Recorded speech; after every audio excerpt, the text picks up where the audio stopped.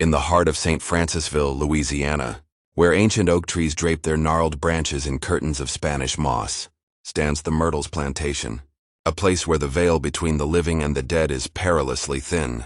Built in 1796 by General David Bradford, a Revolutionary War hero fleeing prosecution for his role in the Whiskey Rebellion, this grand estate embodies the Old South's haunting beauty, its white columns and sprawling verandas, bathed in the golden glow of dusk, conceal a history steeped in betrayal, murder, and the supernatural. The plantation's grounds, lush with magnolias and haunted by the hum of cicadas, whisper of tragedies that linger in the humid air, their echoes carried on the breeze. Known as a historic landmark and a window into a bygone era, the Myrtles is most infamous for its spectral inhabitants.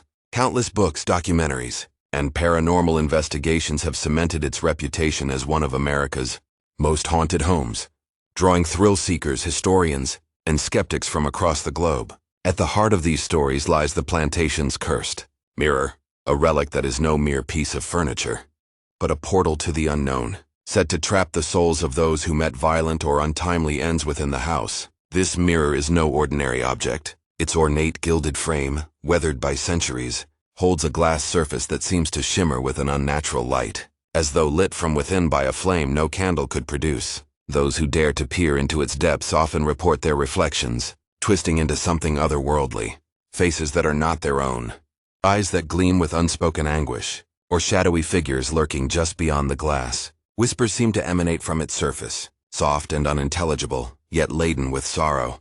Some claim the mirror watches back, its presence growing stronger with every gaze it captures, as though it hungers for the attention of the living. Visitors leave with stories of unease, their dreams haunted by images they cannot explain, forever changed by what they saw or thought they saw in the mirror's depths. To unravel the mirror's curse, one must first confront the Myrtles' blood-soaked history. Legend speaks of as many as 10 murders on the property, though only one is historically verified: the brutal killing of William Winter, an attorney who owned the plantation in the 1870s. Winter was shot on the front porch by an unknown assailant, staggering inside to collapse on the 17th step of the grand staircase, his lifeblood staining the wood. His death, documented in local records, remains a cornerstone of the plantation's grim legacy. Beyond this, fires, accidents, and unexplained deaths have woven a tapestry of tragedy, each event adding to the house's dark aura. The very walls seem to pulse with the weight of these stories, as though the plantation itself is a living entity, guarding its secrets. The most enduring tale revolves around Chloe, a slave owned by Clark and Sarah Woodruff, who took possession of the Myrtles in the early 1800s. According to legend, Chloe, a housemaid, became entangled in an illicit relationship with Clark. When the affair soured, fearing punishment or banishment, she allegedly poisoned a birthday cake meant for the Woodruff children, lacing it with crushed oleander leaves, a toxic plant common in the South. Sarah and 2 of her children, Mary and James, perished in agony, their deaths casting a long shadow over the plantation. In retribution, Chloe was said to have been hanged by fellow slaves and her body thrown into the Mississippi River. Historians, however, question the tale's veracity, noting that records show Sarah and her children likely died of yellow fever, a common scourge of the era. Yet the story persists, fueled by the plantation's eerie atmosphere and the undeniable sense that something lingers. Other tragedies add to the Myrtles' dark lore. In the 1820s, a young girl named Eliza, a relative of the Woodruffs, reportedly fell into a well on the property and drowned, her cries unheard in the chaos of a stormy night. In the 1850s, a groundskeeper named Amos was killed in a brawl, his body left in the fields until dawn. Each death, whether verified or whispered, seems to have left an imprint on the plantation, feeding the mirror's growing power. This tragedy sets the stage for the mirror's curse. In 19th century Southern tradition, mirrors in a home were covered immediately after a death to prevent the deceased spirit from becoming trapped in the glass, unable to move on to the afterlife. But when Sarah and her children passed, one mirror, an ornate, gilded piece in the parlor, was overlooked. Some say it was a simple oversight amid the chaos of grief, as the household reeled from the sudden loss. Others whisper it was intentional, an act of defiance by a grieving Clark, who could not bear to fully part with his family, or perhaps a darker act of malice by an unknown figure in the house. Possibly a resentful servant or a jealous relative. Whatever the reason, that uncovered mirror became the heart of the Myrtles' darkest legend.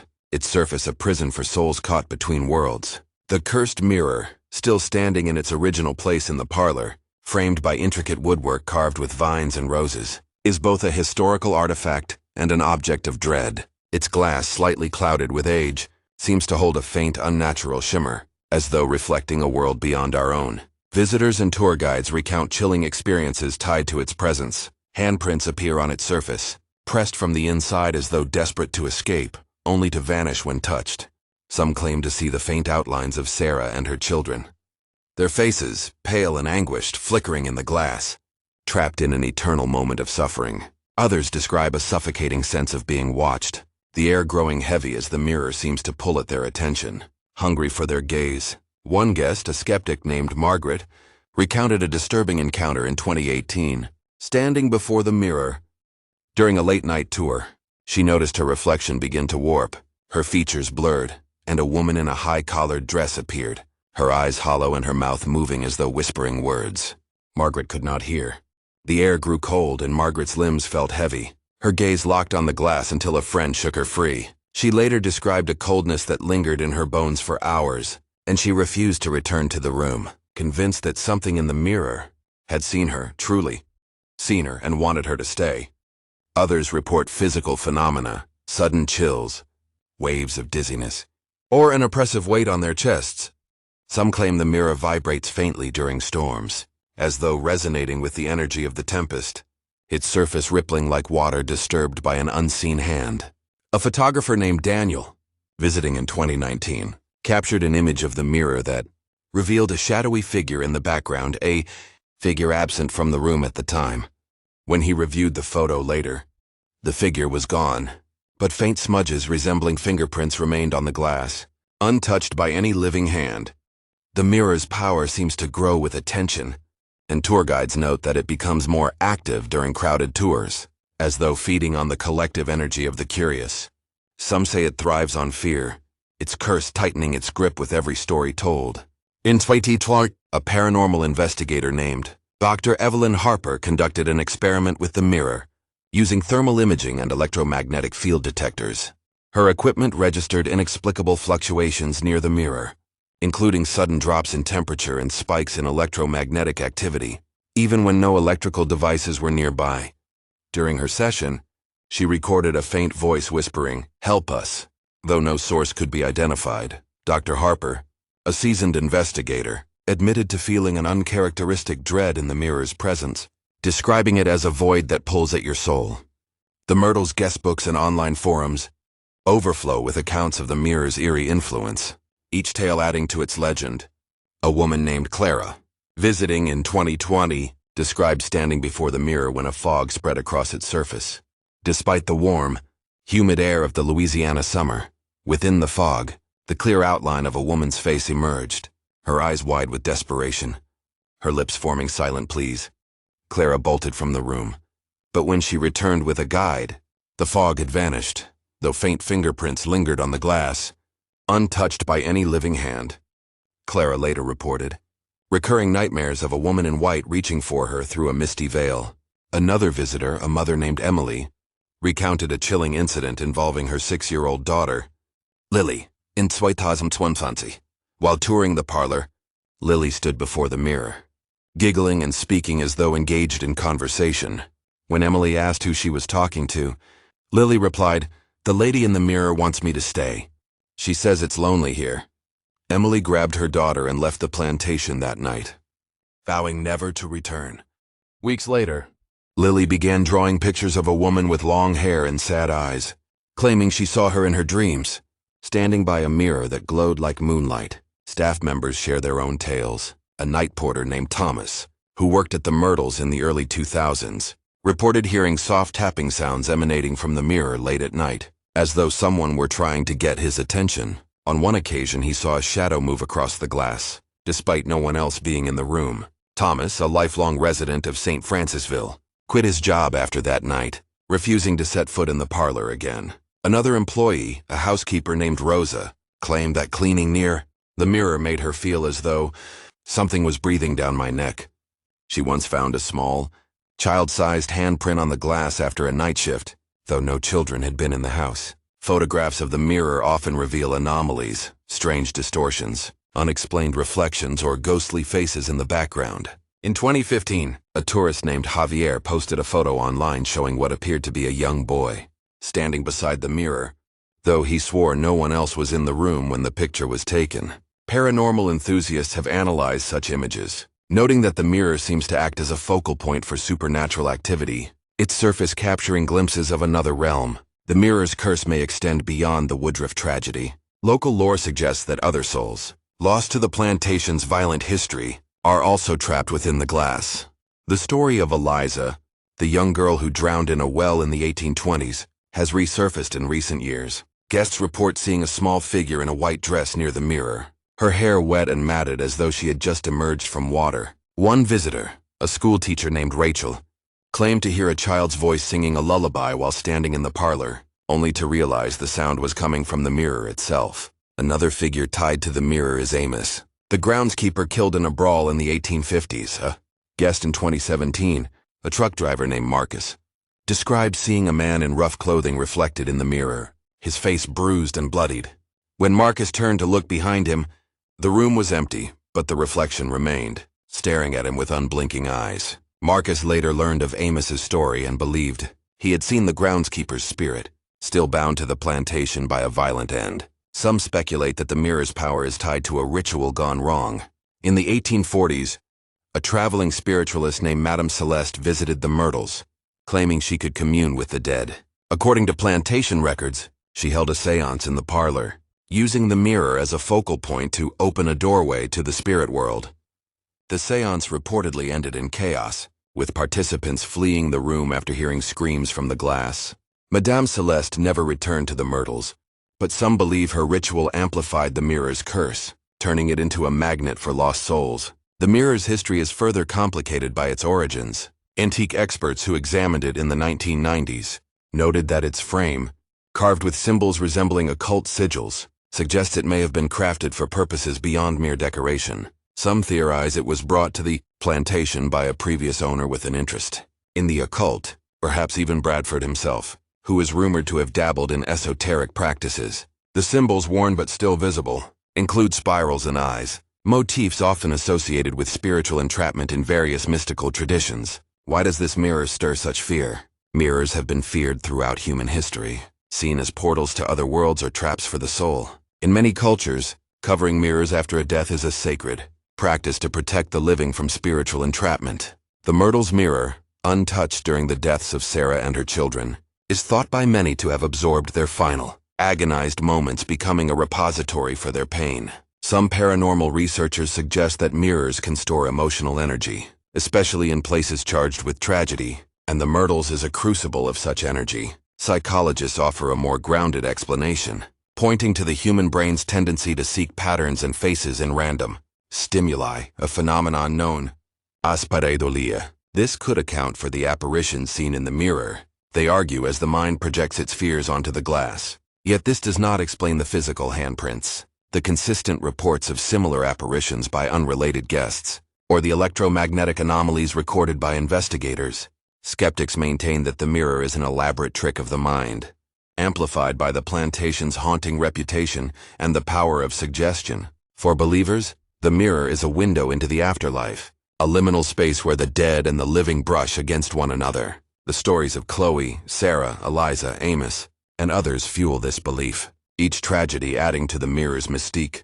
Some locals even claim that the mirror is not just a passive trap, but an active force, capable of influencing those who linger too long in its presence. A former tour guide, Miss Lillian, recounted an incident in 2005 where a guest became violently ill after staring into the mirror, claiming later that she felt something pulling at my thoughts, trying to get inside. Today, the Myrtles Plantation operates as a bed and breakfast and historic site, its southern charm drawing visitors from around the world.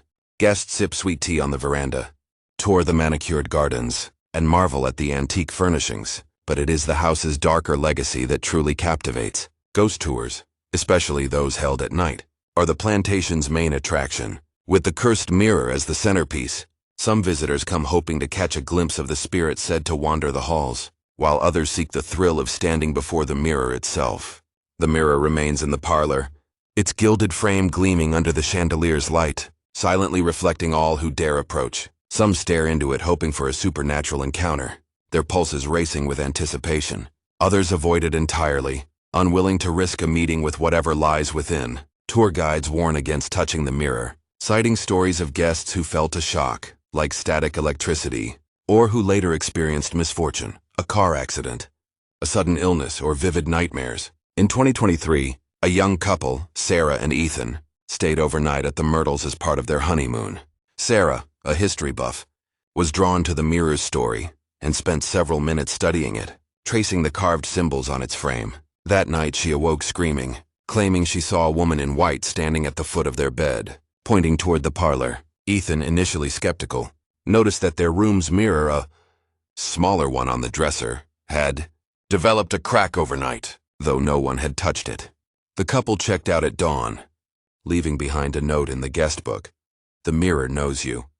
Don't look too long." The plantation's current owners, while respectful of the mirror's legend, maintain that it is a historical treasure, not a malevolent force. Yet even they admit to strange occurrences. In 2024, during renovations, a worker named Carlos accidentally bumped the mirror while moving furniture. He reported a sudden searing pain in his hand, as though he had been burned, though no mark was visible. That night, the plantation's lights flickered inexplicably, and a guest reported seeing a man's face in the mirror, his eyes glowing red before fading away. The Myrtles mirror is more than a relic.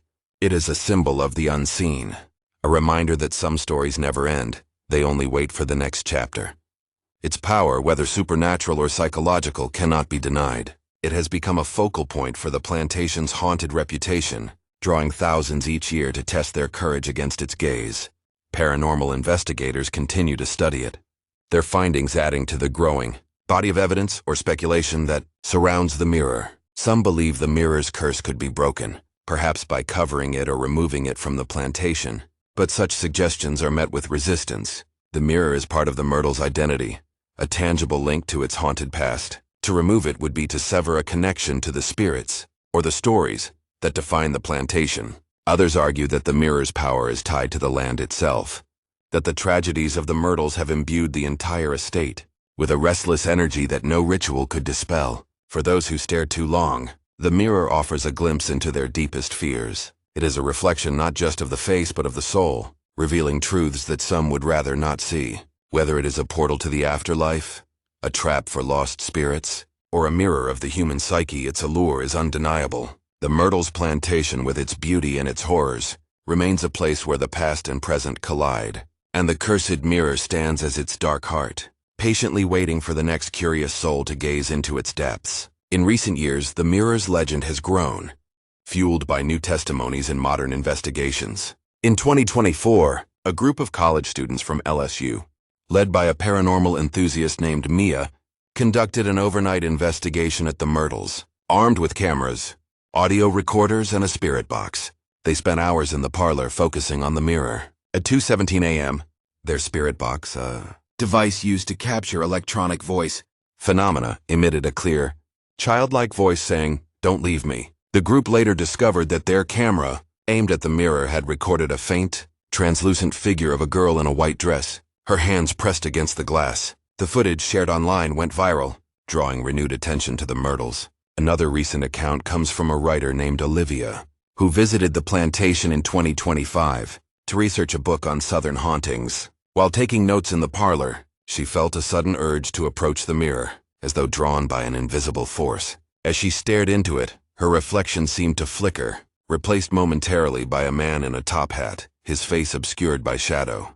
Olivia later learned that a previous owner, a man named Judge Clark, who died in the 1830s, was often described as wearing a top hat. She described the experience as, like looking into a memory that wasn't mine. The mirror's influence extends beyond the plantation's walls. Some guests report feeling its presence long after leaving. A businessman named Robert, who visited in 2023, claimed that after staring into the mirror, he began seeing fleeting glimpses of a woman's face in other reflective surfaces, car windows, bathroom mirrors, even polished silverware. The vision stopped only after he returned to the Myrtles and left an offering of flowers near the mirror, a gesture he felt compelled to make. The cursed mirror of the Myrtles Plantation is more than a ghost story. It is a testament to the power of place, memory, and belief. It stands as a reminder that some wounds never heal, some losses never fade, and some doors once opened cannot be closed. Whether the mirror is a true portal to the afterlife, or a reflection of our collective fears, it holds a fascination that transcends skepticism. It is a relic of pain, a keeper of secrets, and a mirror that does not merely reflect but reveals. For those who visit the Myrtles, the mirror is both a challenge and a warning.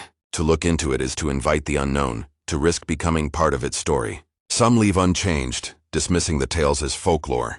Others carry its weight with them, their lives marked by a moment they cannot explain. And somewhere in the depths of that ancient glass, the souls of the lost Sarah, her children, Chloe, Eliza, Amos, and countless others, wait. Their whispers calling to those who listen. The Myrtles Plantation will continue to stand, its beauty and its darkness intertwined. And the mirror will remain, silently watching its curse unbroken. For those who dare to meet its gaze, the question is not whether they will see something, but whether they can ever look away.